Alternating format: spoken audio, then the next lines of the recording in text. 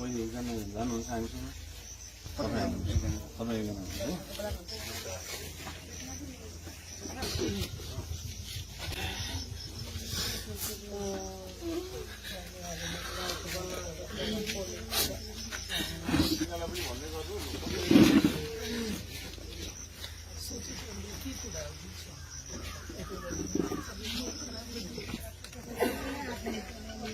अहाँ अंसा सदा के बाबू छे जी की से घटना के बारे में कथी अहाँ के जानकारी है?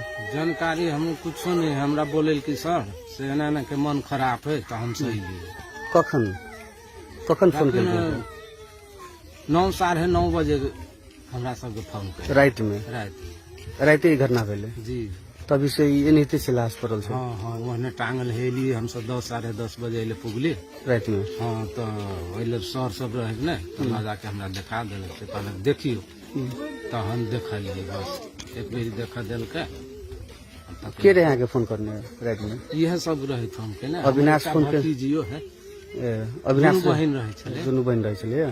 अविनाश नहीं फोन केने हम भतीजी फोन के कथी नाम छै भतीजी के नाम कथी छै? अथी मनसा हमरा ओकरा से छोट छले हमर ने मनसा छले आ उ छले मनसा। एखन जे मृत्यु भेल तकर नाम मनसा छै। अनसा मनसा